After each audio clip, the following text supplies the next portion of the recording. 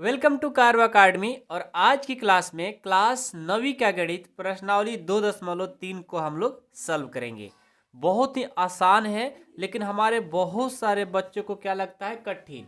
ठीक है, लेकिन है बहुत ही आसान। तो ध्यान से इस क्लास को देखिएगा, बहुत ही अच्छे से सारे क्वेश्चन को समझाने की कोशिश करेंगे। बहुत ही इजी है। ओके, चलिए स्टार्ट करते हैं। प्रश्नावली 2.3 का पहला प्रश्न, बताइए कि निम्नलिखित बहुपदों में से किस बहुपद का एक गुणनखंड x+1 है। देखिए, यहां पर बताना है कि बहुपदों में से किस बहुपद का एक गुणनखंड x+1 है। अब मैं कैसे बता पाऊंगा कि कौन से बहुपद का गुणनखंड x+1 है। तो देखिए, हम लोग क्या करेंगे, x+1 बराबर 0 रखेंगे। जो x का मान आएगा उस x के मान को इसमें रखेंगे, और रखने के बाद यदि उसका मान 0 आ जा रहा है तो मैं बोलूंगा कि वह गुणनखंड है। 0 नहीं आएगा तो गुणनखंड नहीं बोलेंगे।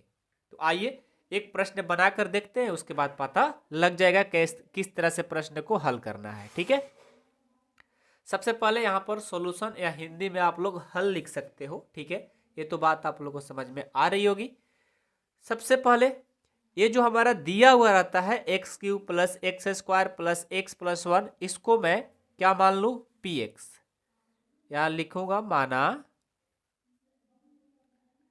px बराबर x³ + x² + x+1 हो गया। ठीक है, जो ये दिया रहता है ना उसको हम लोग px मान लेते हैं। ठीक है, अब हमें रखना क्या है, x+1 बराबर 0। x+1 बराबर 0 रखने पर x+1 बराबर 0 मैंने रख लिया। इससे क्या होगा, x का मान निकल कर आएगा।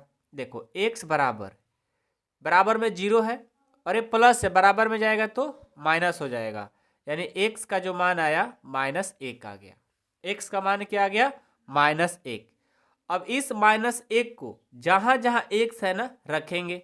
यहां आ जाइए, p x के जगह -1 बराबर x³ है ना, तो -1 का होल क्यूब प्लस -1 का स्क्वायर प्लस -1 + 1 हो गया। ठीक है, अब यहां से p-1 बराबर -1 के 3 बार करेंगे तो -1 होगा, -1 के 3 बार करेंगे तो -1 होगा, प्लस -1 को 2 बार करेंगे तो +1 होगा, प्लस और माइनस 1 होगा, और ये +1 हो गया।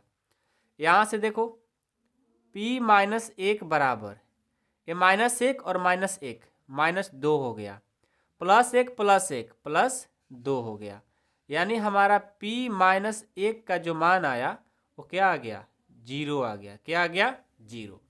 समझ में आया, ये हमारा 0 आ गया। जब 0 आ गया तब मैं बोलूंगा कि x³ + x² x+1 इसका क्या है, गुणनखंड है। तो लास्ट में लिखेंगे, अतः x + 1 x³ + x² + x+1 का गुणनखंड है, का गुणनखंड है। ठीक है, इस तरह से हमारा पहला प्रश्न कंप्लीट हो गया। इसमें क्या करना था, हमें प्रश्न बोला था कि बताइए कि निम्नलिखित बहुपदों में से किस बहुपद का एक गुणनखंड x+1 है। तो जो गुणनखंड दिया रहता है ना, मैं उसको क्या कर लेता हूँ, उसके बराबर 0 कर लेता हूँ, वहां से x का मान निकाल लेता हूँ। ठीक है, और ये जो दिया रहता है इसको मैंने px मान लिया। तो अब मैं क्या करूंगा, जो px का मान है जहां जहां x है ना -1 रखेंगे। यदि वो 0 आ जाता है तो मैं बोलूंगा कि इसका गुणनखंड है, यदि नहीं आएगा तो उसको बोलेंगे गुणनखंड नहीं है। ठीक है, बहुत ही सिंपल है। आइए, इसका सेकंड प्रश्न क्या है, दूसरा इसमें का, x के पावर 4 है प्लस x के पावर 3 है प्लस x² है, अब प्लस x है, अब +1 है। ठीक है, अब चलिए इसको मैं क्या करता हूं, यहां पर लिखूंगा सॉल्यूशन। सबसे पहले इसको मानेंगे px, माना माना पी एक्स बराबर क्या हो जाएगा, एक्स के पावर 4 प्लस एक्स के power Q plus x square plus x plus 1। ये हमारा पी एक्स मान लिए। हमें रखना क्या है, एक्स प्लस 1 बराबर 0 रखने पर, एक्स प्लस 1 बराबर 0 रखने पर तो क्या हो जाएगा, एक्स बराबर ये प्लस इधर जाएगा तो -1 हो जाएगा। ठीक है, अब देखो जहां जहां एक्स है ना -1 रखेंगे तो p -1 बराबर एक्स के पावर 4 है ना तो -1 के पावर 4 कर देंगे प्लस -1 के पावर 3 कर देंगे प्लस -1 के पावर 2 कर देंगे -1 कर देंगे अब +1 कर देंगे। ठीक है, अब देखो p -1 बराबर -1 के पावर 4 क्या होगा, 1 होगा प्लस -1 के पावर 3 क्या होगा, -1 होगा प्लस -1 के पावर 1 क्या होगा, 1 होगा और ये -1 हो जाएगा, ये +1 हो जाएगा। ठीक है, अब यहाँ देखो p -1 बराबर ये 1 प्लस और -1 ये +1 प्लस और -1 और ये +1। यहाँ से क्या होगा, p -1 बराबर ये देखो 1 और 1 और 1 ये 3 हो गया, -1 -2 हो गया। ठीक है, यहाँ से p -1 बराबर 3 में से 2 जाएगा, 1 आ गया। देखो तो इसका मान 0 तो नहीं हुआ, हमारा पहला प्रश्न में 0 हो गया था तो मैं गुणनखंड बोला था, लेकिन यहाँ पर 0 नहीं हुआ। जब 0 नहीं हुआ तो हम फिर क्या बोलेंगे, अतः x प्लस 1 एक्स के पावर 4 प्लस एक्स के power Q plus x square plus x plus 1 का गुणनखंड नहीं है, का गुणनखंड नहीं है, ये हम बोल देंगे। ये हमारा फाइनल आंसर हो गया। समझ में आया, किसी कोई दिक्कत? तो प्रश्न संख्या 2 भी हमारा कंप्लीट, क्योंकि यहाँ पर 0 नहीं आया तो फिर गुणनखंड नहीं होगा। बहुत ही सिंपल है, बस आप इजी तरीका सीख जाओगे, बस आप लोग ध्यान दो। ठीक है, इसमें कुछ नहीं है। अगला देखो, थोड़ा बहुत ध्यान दोगे सारे प्रश्न बना सकते हो। ठीक है, खुद से बना सकते हो। ठीक है ना। तीसरा है कि x के पावर 4 प्लस 3x के power Q plus 3x square plus x plus 1। ठीक है, ये हमारा प्रश्न है। सबसे पहले क्या करेंगे, यहाँ लिखेंगे सॉल्यूशन, इसको मान लेंगे px। माना px बराबर x के power 4 plus 3x Q plus 3x square plus x plus 1। ठीक है, अब हम क्या करते हैं, x प्लस 1 बराबर 0 रखते हैं, x प्लस 1 बराबर 0 रखने पर। ठीक है, अब यहाँ से मैं क्या कर दूँ, x बराबर प्लस इधर जाएगा तो -1 हो जाएगा। अब जहाँ जहाँ x है -1 रख देंगे, तो p -1 बराबर -1 के पावर 4 प्लस 3 -1 के पावर 3 प्लस 3 -1 के पावर 2 प्लस -1 प्लस 1। ठीक है, अब यहाँ से p -1 बराबर 1 प्लस 3 -1 के पावर 3 -1 प्लस 3 -1 के पावर 2 1 हो जाएगा और ये प्लस -1 ये प्लस 1। ठीक है, अब p -1 बराबर ये 1 3 और -1 से करेंगे ये -3 हो जाएगा, 1 और 3 से करेंगे ये 3 होगा, प्लस और -1 हो जाएगा, 1 और 1 1 ही होगा। ठीक है, अब यहाँ से क्या होगा, p -1 बराबर ये देखो 1 और 3 4 और 1 5। अब ये देखो 3 1 4 1 5 हो गया, -3 और -1 -4 हो गया। तो p माइनस 1 बराबर हमारा 5 में से 4 जाएगा 1 आ जाएगा। ये देखो हमारा 1 आ गया। जब 1 आ गया यानी 0 तो नहीं आया, तो फिर ये गुणनखंड नहीं है। लिखेंगे अतः x प्लस 1 x के पावर 4 प्लस 3x के power 3 plus 3x square plus x plus 1 का गुणनखंड नहीं है, का गुणनखंड नहीं है। ये हमारा आंसर हो गया। ठीक है, तो प्रश्न संख्या 3 जो था ये हमारा कंप्लीट हो गया। सबका हुआ? बहुत ही आसान है, बस ध्यान से बनाओगे तो। ठीक है, अब चलो प्रश्न संख्या 4 देखते हैं। ठीक है, 4 क्या है? x के power 3 minus x square minus 2 plus root 2 x plus root 2। ठीक है, ये प्रश्न है। अब इस प्रश्न को बनाना है तो सिंपल, देखो ध्यान से देखो। सबसे पहले माना px बराबर, इसको मैंने px मान लिया, तो ये हो जाएगा x cube minus x square minus 2 plus root 2 x plus root 2। ठीक है, अब क्या करेंगे? x प्लस 1 बराबर 0 रखने पर, ये मैंने रख दिया, हो गया। अब यहाँ से देखो x बराबर क्या करेंगे तो माइनस 1 आ जाएगा। यहाँ से समझ में सबको बातें आ रही है।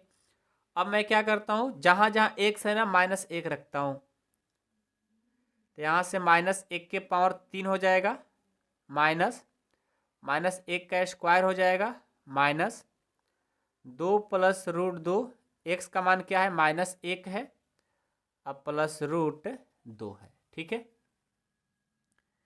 p माइनस 1 बराबर माइनस 1 के पावर 3 माइनस 1 होगा, माइनस 1 के पावर 2 1 होगा, माइनस ये देखो 2 प्लस रूट 2 और ये माइनस 1 रखो अभी, प्लस रूट 2।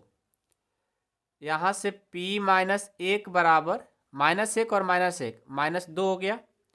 अब ये देखो माइनस 2 से और सॉरी माइनस ले और 2 से करेंगे तो माइनस 2 हो जाएगा, माइनस और प्लस से करेंगे माइनस रूट 2 हो जाएगा। ठीक है, और इसको ब्रैकेट में रखो, इसको मैं क्या करता हूँ ब्रैकेट में रखूँ, क्या करूँ, ये माइनस 1 है ना, क्योंकि माइनस 1 से इसमें गुना कराना है, तो मैं क्या करता हूँ ध्यान से देखना, ये माइनस है और ये माइनस है, माइनस माइनस प्लस हो गया, प्लस और 2 से करेंगे डायरेक्टली मैंने प्लस 2 कर दिया। ठीक है, अब बाद में करने से क्या जरूरत, मान लो यहीं पर दोनों को एक बार इसको भी माइनस इसमें गुना करना है और माइनस 1 से इसमें भी गुना करना है, तो माइनस और माइनस ने गुना किया तो प्लस, और 2 था तो 2, ये माइनस इसमें करेगा तो माइनस और ये माइनस क्या हो जाएगा प्लस। ठीक है, यहाँ से फिर प्लस रूट 2 था तो प्लस रूट 2 हो गया। समझ में आया मैंने क्या किया? एक बार ध्यान से सुन लो, यहाँ पर माइनस इसमें गुना कराना था और यहाँ पर माइनस 1 भी गुना कराना था, मैंने एक ही बार में करा दिया, माइनस माइनस प्लस हो गया, 2 था तो 2, ये माइनस और प्लस माइनस, माइनस और माइनस फिर प्लस हो गया, बात खत्म। ठीक है, और ये प्लस है। अब यहाँ देखो तो p माइनस 1 बराबर ये माइनस 2 और प्लस 2 क्या हो जाएगा, कट जाएगा, रूट 2 और रूट 2 क्या होगा, रूट 2 हो जाएगा, क्योंकि माइनस प्लस तो कट गया, रूट 2 जोड़ेंगे तो 2 रूट 2 हो जाएगा। तो p माइनस 1 का मान क्या आ गया, 0 नहीं आया, तो 0 नहीं आया तो फिर क्या बोलेंगे, गुणनखंड नहीं है। लिखेंगे अतः x प्लस 1 एक्स के power cube minus x square minus 2 plus root 2 x plus root 2 का गुणनखंड नहीं है, का गुणनखंड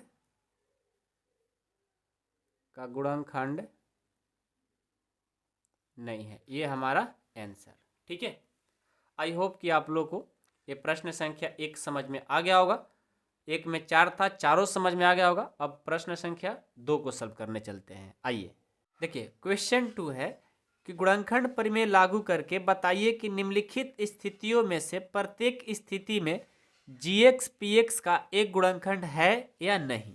ठीक है, अब यहाँ पर आपको देखिए px का मान दिया है और gx का मान दिया है, और इस स्थिति में आपसे पूछा जा रहा है कि गुणनखंड प्रमेय लागू करके बताइए कि निम्नलिखित स्थितियों में प्रत्येक स्थिति में gx px का एक गुणनखंड है या नहीं। गुणनखंड कब होगा? जब हम x का मान पुट करके यानी रख करके यदि उसका 0 मान आ जाएगा तो गुणनखंड है, यदि नहीं आ रहा है तो गुणनखंड नहीं है। सिंपल। तो आइए मैं इस क्वेश्चन को बना करके आपको दिखाता हूं, बहुत ही आसान है। ठीक है, सबसे पहले लिखेंगे यहाँ सॉल्यूशन। आपको करना क्या है, जो gx का मान दिया है ना उसको रखेंगे बराबर में 0, x + 1 बराबर 0 रखने पर, मतलब जो gx का मान दिया रहता है उसके बराबर आपको 0 रखना होता है। ठीक है, मैंने क्या किया, gx बराबर दिया था x + 1, तो मैंने x + 1 के बराबर 0 कर देंगे, और यहाँ से x का मान निकालोगे, ये प्लस इधर जाएगा तो -1 हो जाएगा। x का मान आपको -1 हो गया। अब क्या करेंगे, यहाँ पर इसको पुट कर देंगे, लिखेंगे p - 1 बराबर, जहाँ जहाँ x है -1 रखेंगे, 2 × -1³ प्लस -1 का स्क्वायर -2 -1 -1। ठीक है, यहाँ से देखो p - 1 बराबर ये 2 और -1³ क्या होगा, -1 हो जाएगा, प्लस -1 का स्क्वायर 1 हो गया, ये माइनस माइनस प्लस 2 हो गया, और ये -1 हो गया। ठीक है, यहाँ से p - 1 बराबर 2 और -1 से करेंगे -2 प्लस 1 प्लस 2 और ये -1।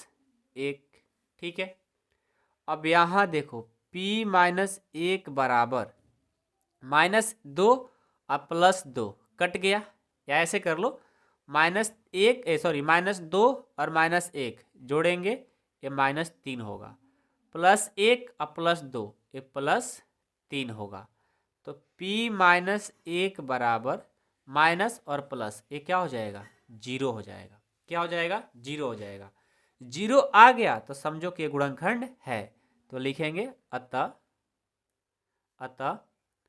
gx, पहले gx ना, अतः gx px का गुणनखंड है। क्या लिखेंगे, gx px का गुणनखंड है। ये हमारा आंसर हो गया। ठीक है, तो प्रश्न संख्या दूसरा का पहला कंप्लीट। अब मैं इसका दूसरा देखता हूं। दूसरा प्रश्न क्या है भाई, आइए दूसरा प्रश्न है कि px बराबर x³ plus 3x² plus 3x plus 1 और gx का मान दिया है x + 2। ठीक है, यहाँ भी हमें चेक करना है कि क्या gx px का गुणनखंड है या नहीं है। तो gx का मान दिया है x + 2, इसके बराबर मैं क्या कर दूंगा, 0। x + 2 बराबर 0 रखने पर, ठीक है, यहाँ पर सॉल्यूशन या हल लिख लो हिंदी में। ठीक है, मैंने क्या किया, x + 2 बराबर 0 रख लिया। तो यदि हम x बराबर करेंगे तो ये प्लस इधर जाएगा तो -2 हो जाएगा। अब जहाँ जहाँ x है ना -2 रखेंगे, तो p - 2 बराबर -2³ प्लस 3 -2 का स्क्वायर प्लस 3 -2 अब प्लस 1 हो गया। यहाँ से p - 2 बराबर -2³ कितना हो जाएगा, -8 हो जाएगा, प्लस -2 का स्क्वायर 4, 4 और 3 से करेंगे ये 12 हो गया, 3 और -2 से करेंगे प्लस और माइनस ये 6 हो जाएगा, अब +1 हो जाएगा। ठीक है, p माइनस 2 बराबर, ये देखो -8 और -6, ये -14 हो गया, 12 और 1 ये 13 हो गया। ठीक है, p माइनस 2 बराबर -14 और +13, ये कितना हो जाएगा? -1 हो जाएगा। ठीक है, -1 हो जाएगा। अब हमारा यहाँ तो इसका मान 0 नहीं आया, तो फिर हमें क्या कहना होगा? ये गुणनखंड नहीं है, किसका? gx px का गुणनखंड नहीं है। लिखेंगे अतः gx px का गुणनखंड, gx px का गुणनखंड नहीं है, gx px का गुणनखंड नहीं है। क्योंकि हमारा gx px का गुणनखंड इसलिए नहीं है कि यहाँ पर इसका मान 0 नहीं आया। ठीक है, बहुत ही आसान है, बहुत ही आसान, बस ध्यान से देखो, सारे क्वेश्चन आसान है। ठीक है, इसका तीसरा क्वेश्चन देखो क्या है। इसका तीसरा क्वेश्चन है, ध्यान से देखना कि px बराबर दिया है x के power 3 minus 4x² plus x plus 6, और gx का मान क्या दिया है? gx का मान दिया है x माइनस 3। ठीक है, अब मैं क्या करता हूँ, यहाँ पर ध्यान से देखना सॉल्यूशन। x माइनस 3 बराबर क्या रखेंगे? 0। x माइनस 3 बराबर 0, x माइनस 3 बराबर 0 रखने पर, ठीक है, ये माइनस है, बराबर के साइड जाएगा तो प्लस हो जाएगा। ठीक है, अब जैसे x का मान 3 आया ना, सब जगह रख देंगे, तो ये हो जाएगा p3, तो 3 के पावर 3 हो गया, माइनस 4, 3 के पावर 2 हो गया, प्लस 3 और प्लस 6 हो गया। यहाँ से p3 बराबर 3 के पावर 3 कितना होगा? 27, 3 के पावर 3 9, 9 और 4 से करेंगे 36, प्लस 3 और प्लस 6, तो p3 बराबर ये 27 हो गया, माइनस 36 और 3 और 6 इसको भी जोड़ देते हैं 9, तो यहाँ से p3 बराबर देखो प्लस प्लस साथ में जोड़ेंगे 27 और 9, ये हो जाएगा 27 9 36 माइनस 36। यहाँ देखो तो p3 बराबर 36 में से 36 जाएगा, ये क्या आएगा? 0। अब 0 आ गया तो फिर हमें क्या बोलना होगा? ये गुणनखंड है। लिखेंगे अतः gx px का गुणनखंड है, gx px का गुणनखंड, gx px का गुणनखंड है। क्यों है? क्योंकि इसका मान 0 आ गया। तो प्रश्न संख्या दूसरा का तीसरा भी हमारा कंप्लीट हो गया। बहुत ही आसान प्रश्न था, बहुत ही आसान। ठीक है, समझ में आया? किसी कोई दिक्कत नहीं ना? चलिए अब हम प्रश्न संख्या 3 को सॉल्व करते हैं। आइए देखिए, तीसरा प्रश्न है k का मान ज्ञात कीजिए जबकि निम्नलिखित स्थितियों में से प्रत्येक स्थिति में x माइनस 1 px का एक गुणनखंड हो। ठीक है, ये देखिए px बराबर x² plus x plus k दिया है और यहाँ से हमें k का मान ज्ञात करना है, और ये बोला है कि प्रत्येक स्थिति में x माइनस 1 px का एक गुणनखंड है, मतलब हर स्थिति में px का जो मान है 0 है। तो आप k का मान सिर्फ निकाल करके मेरे को बताओ। तो बहुत ही आसान है। सबसे पहले हमें दिया है कि x माइनस 1, यहाँ लिख लेते हैं सॉल्यूशन। हमें दिया है कि x माइनस 1 बराबर 0 रखने पर, क्यों? क्योंकि हमें x का मान निकालना होगा, तो हमें उसके बराबर 0 करना ही करना होगा, तभी k का मान निकल पाएगा। तो जहाँ जहाँ क्या करेंगे भाई, x बराबर -1 है तो +1 हो गया, तो जहाँ जहाँ 1 से 1 रखेंगे तो यहाँ हो जाएगा p1 बराबर 1 का स्क्वायर प्लस 1 और प्लस k। ठीक है, अब यहाँ से p1 बराबर 1 का स्क्वायर 1 प्लस 1 प्लस k। यहाँ से p1 बराबर 1 और 1 2 और प्लस k। ठीक है, अब देखिए ध्यान दीजिएगा, यहाँ पर p1 बराबर 2 प्लस k है ना। ठीक है, अब आपसे बोला गया है के का मान ज्ञात करना है और प्रत्येक स्थिति में पी एक्स का जो मान है वो गुणनखंड है, मतलब गुणनखंड का मतलब उसके बराबर 0 है। तो जो दिया है उसको मैं लिखूंगा कि दिया है कि x माइनस 1 पी एक्स का गुणनखंड है। ये बात आपको पहले से लिखा गया, आपको बताना उताना कुछ नहीं है इसमें।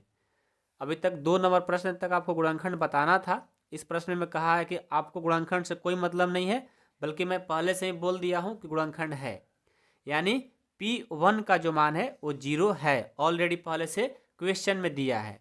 तो मैं इसका मान क्या रख दूंगा 0 बराबर 2 प्लस के। तभी तो मान लो जब इसका मान 0 नहीं होगा तो के का मान नहीं निकल पाएगा, इसीलिए प्रश्न में ही बोल दिया गया है।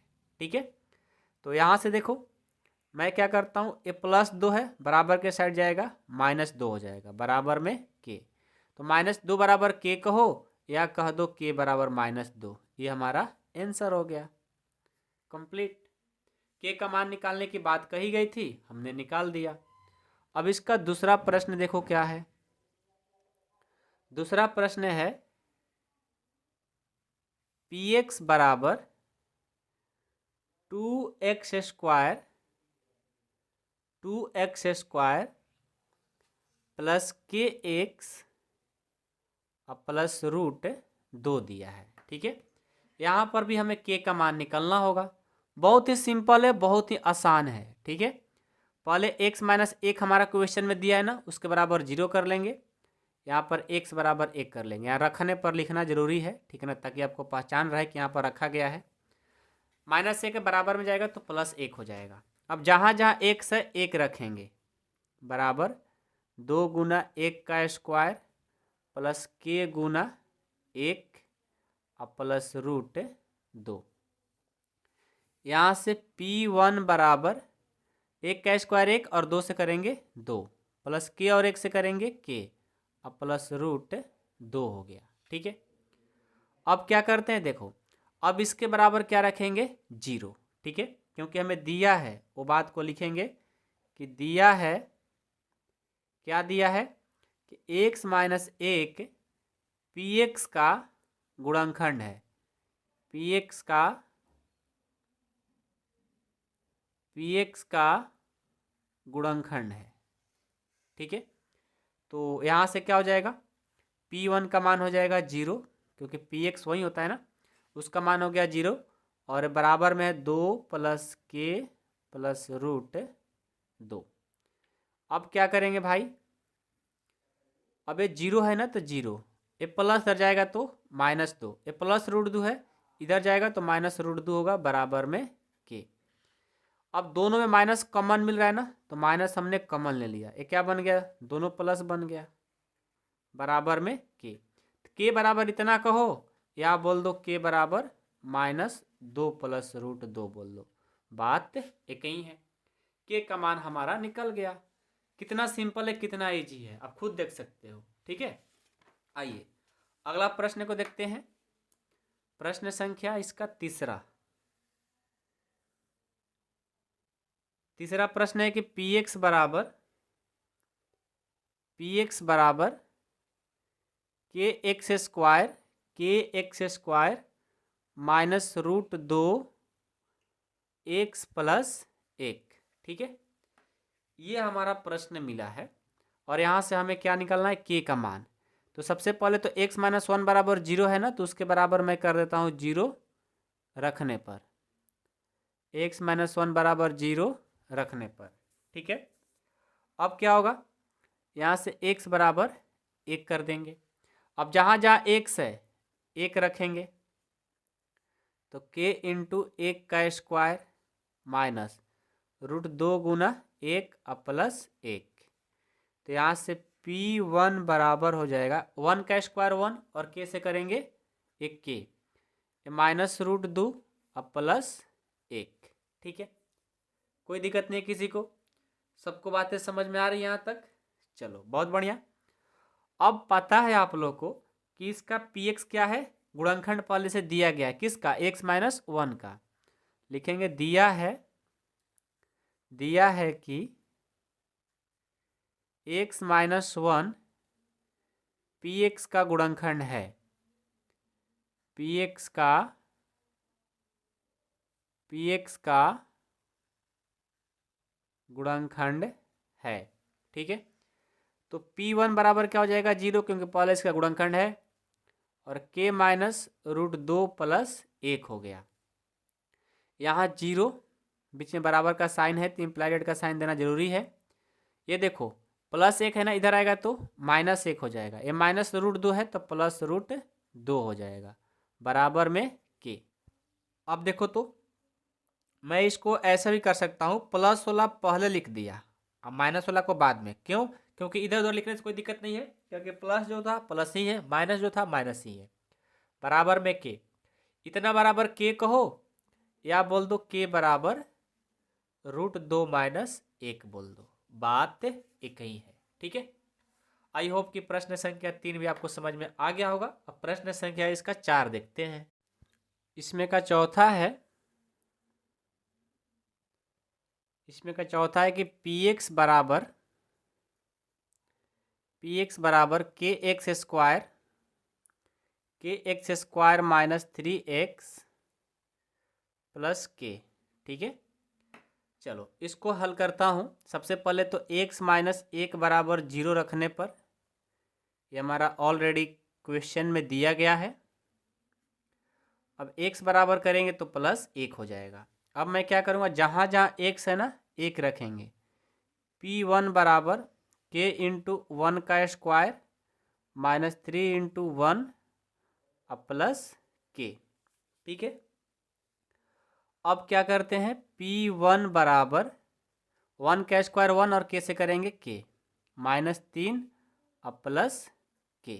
ठीक है, तो P1 बराबर k और k कितना हो जाएगा 2k माइनस 3।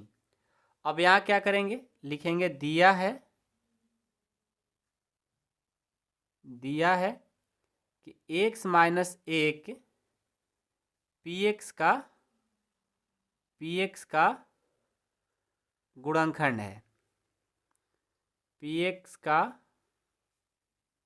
गुणनखंड है। ठीक है, तो इसके बराबर मैं क्या कर दूंगा 0 बराबर 2k माइनस 3। ठीक है, अब क्या करते हैं, ध्यान देना, ये माइनस 3 बराबर के साइड जाएगा, प्लस हो जाएगा, बराबर में 2k।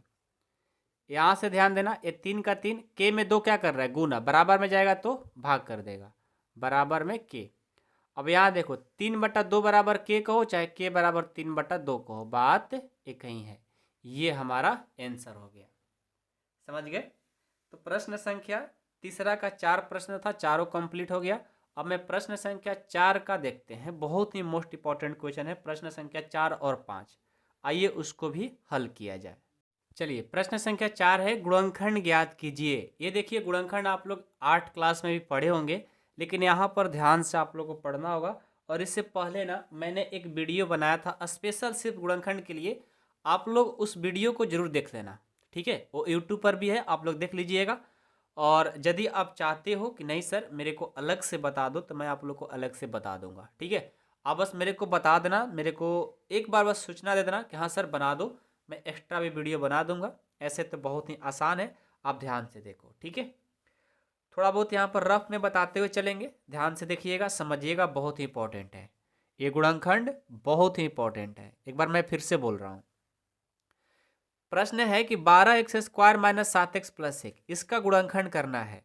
तो देखो, इसको गुणनखंड करने के लिए ना यहाँ जो माइनस 7x दिया है ना, इसी के बदले 2 अंक लिखना पड़ता है, जिनको जोड़ करे चाहे घटाव करे तो माइनस 7x आ जाए, और जब इन दोनों को गुना करेंगे इनके गुना के बराबर हो जाए। तो देखो आपका यहाँ पर थोड़ा समझाते हैं, 12x square minus 7x plus 1 है ना।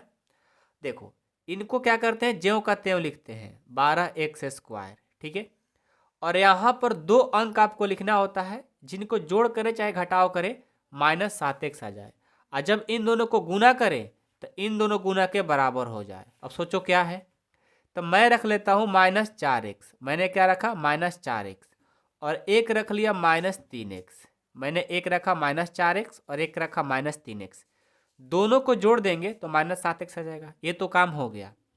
अब इन दोनों को गुना करेंगे, -4x और -3x कितना होगा, 12x² आएगा। तो 12x² जब इनको गुना करने पर आया तो इनको भी चेक करेंगे, इनको गुना करने पर क्या आ रहा है, 12x² से और 1 से करेंगे 12x² ही आ रहा है, यानी हमारा कॉम्बिनेशन ठीक है। तो मैंने क्या किया भाई, 12x², इसको ज्यों का त्यों लिखते हैं।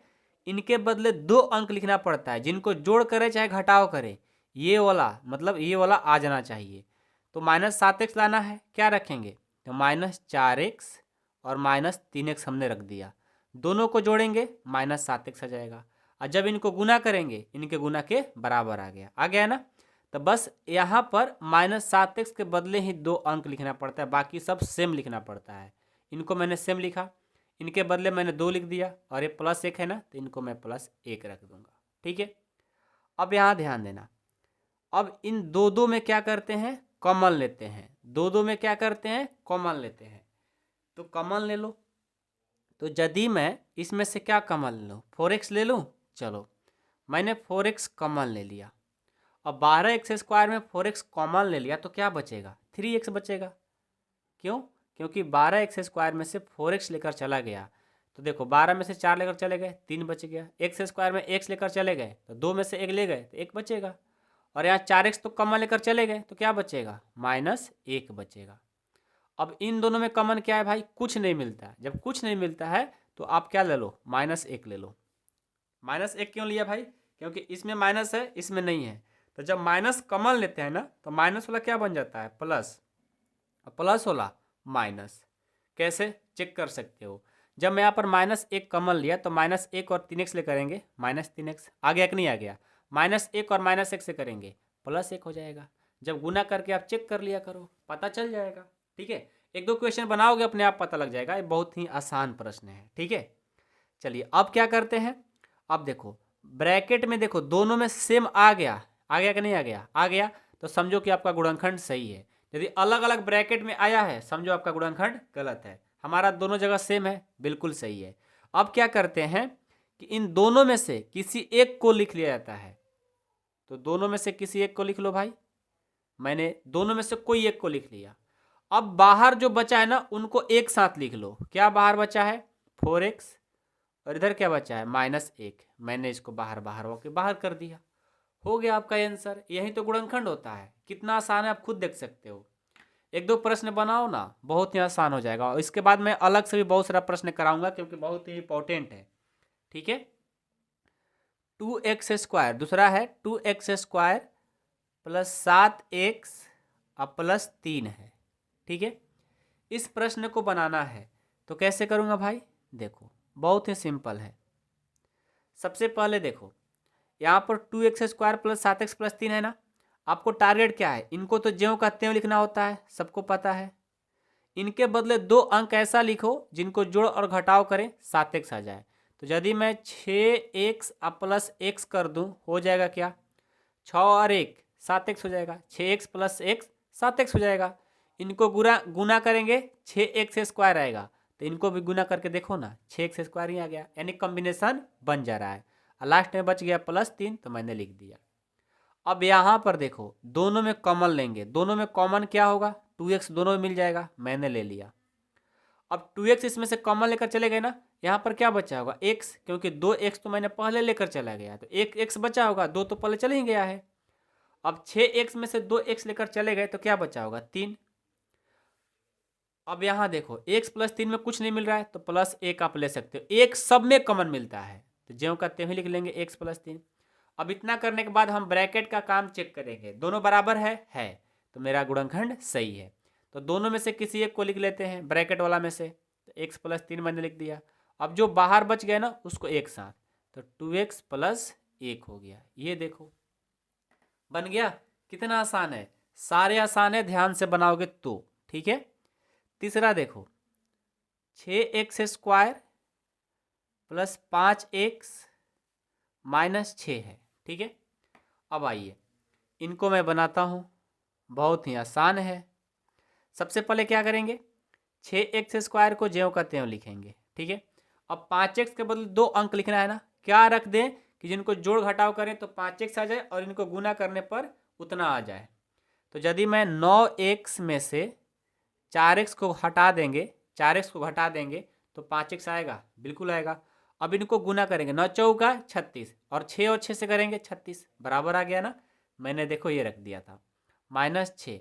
अब आपको सर हम लोग को कैसे पता चलेगा, बनाने से पता चलेगा। 10-12 प्रश्न बना दोगे हो जाएगा। चलिए अब इन दोनों में कॉमन क्या है भाई, दोनों में कॉमन 3x मिल जाएगा, मिलेगा ना। अब चलो यहाँ पर क्या करेंगे, जब 6x² में से 3x कॉमन ले लिए तो क्या बचेगा 2x, 9x में से 3x कॉमन लेकर चले गए तो क्या बचेगा 3।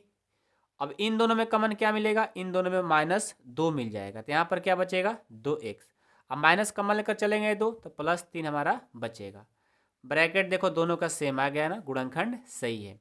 तो दोनों में से किसी एक को लिख लेंगे तो 2x + 3 हो गया, और बाहर दोनों में से किसी एक को लिख लेंगे, दोनों को साथ में 3x - 2। ये हमारा आंसर हो गया कंप्लीट।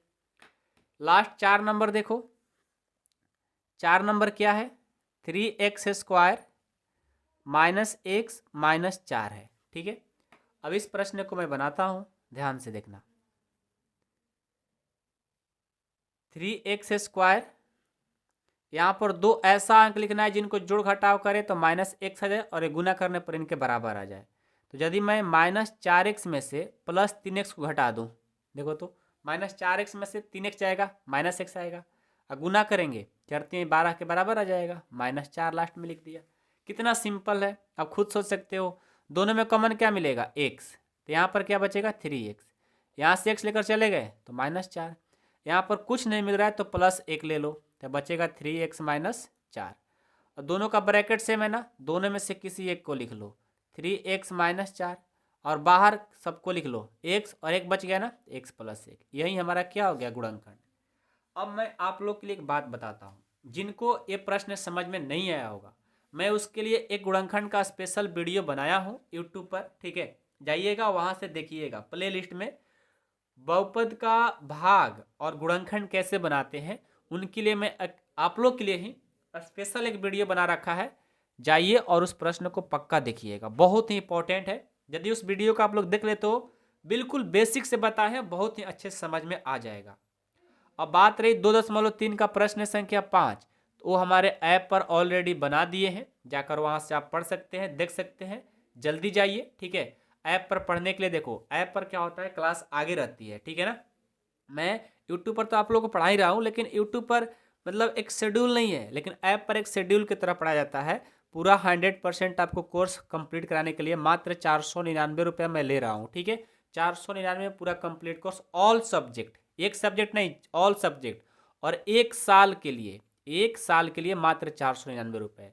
इसमें टेस्ट देंगे, डाउट क्लास आप ले सकते हैं, इंपॉर्टेंट क्वेश्चन का सीरीज अलग से, टाइम से कोर्स कंप्लीट, बहुत सारा सुविधा है जो आप ज्वाइन कर लेंगे तो बहुत मजा आएगा पढ़ने में, ठीक है। जिनको ज्वाइन करना होगा कारव अकेडमी ऐप को डाउनलोड करके वहाँ से अपना क्लास खरीद सकते हैं, ठीक है। डिस्क्रिप्शन में लिंक है ऐप का, या जिनको नहीं आ रहा है इस नंबर पे कॉल करेंगे, ठीक है। 8383896419 पर कॉल करके सर से बात करें और कैसे करना है, क्या क्या करना है, सारे वो बता देंगे, फिर आपका क्लास शुरू हो जाएगा, ठीक है। बाकी गुणनखंड का प्लेलिस्ट में मैंने यूट्यूब पर डाले हैं वीडियो, ठीक है, वहाँ पर जरूर देखिएगा। और अपने जो ऐप पर पढ़ते हैं बच्चों, उनके लिए तो मैंने डाल ही दिया है, मतलब ऐप में पढ़ा ही दिया है अलग से, तो आप लोग वहाँ से देख लीजिएगा, ठीक है। चलिए मिलता हूँ प्रश्न संख्या 5 में, तब तक आप लोग सारे प्रश्न को रिवीजन कर लो, अच्छे से पढ़ लो, बहुत ही इंपॉर्टेंट आज की क्लास थी। Thank you so much.